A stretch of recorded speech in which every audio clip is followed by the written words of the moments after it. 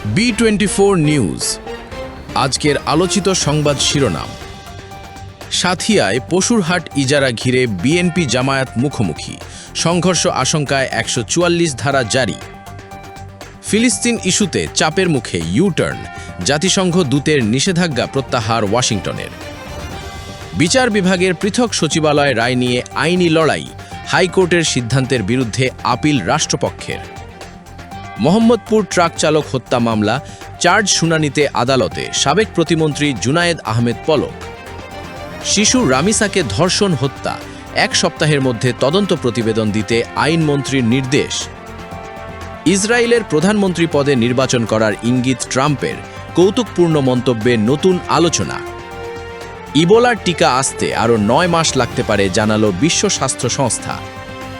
রাজধানীর মিরপুর এলাকায় বিশেষ সাঁড়াশি অভিযান চালিয়ে কিশোর গ্যাং সদস্যসহ বিভিন্ন অপরাধে জড়িত মোট ১২০ জনকে গ্রেফতার করেছে ঢাকা মেট্রোপলিটন পুলিশ, ডিএমপি। মিরপুরের পল্লবীর হৃদয় বিদারক ঘটনার পর শিশু রামিসা আক্তারকে মুন্সিগঞ্জের সিরাজদিখানে দাদা দাদির কবরের পাশে দাফন করা হয়েছে। জানাজা শেষে রাত ৯:৩০টায় তাকে সমাহিত করা হয়। বিচার ব্যবস্থার ওপর বিশ্বাস নেই, বাবারা এখন আর ধর্ষণের বিচার চায় না, হাসনাত আবদুল্লাহ। দেশের ৮টি অঞ্চলের ওপর দিয়ে অস্থায়ীভাবে দমকা ও ঝড়ো হাওয়া সহ বৃষ্টি বা বজ্রবৃষ্টি হতে পারে বলে জানিয়েছে বাংলাদেশ আবহাওয়া অধিদপ্তর। ঈদ উল আজহা শেষে ঘরমুখো মানুষের ফেরার যাত্রা সহজ করতে বিশেষ ব্যবস্থায় অগ্রিম টিকিট বিক্রি করছে বাংলাদেশ রেলওয়ে।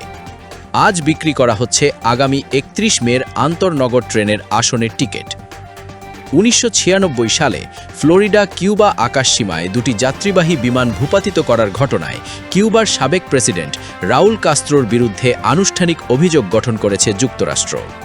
ভারত বাংলাদেশ সীমান্তে কাঁটাতারের বেড়া নির্মাণ ও বর্ডার আউটপোস্ট স্থাপনের জন্য ভারতীয় সীমান্তরক্ষা বাহিনী বিএসএফকে জমি হস্তান্তর করেছে পশ্চিমবঙ্গ রাজ্য সরকার।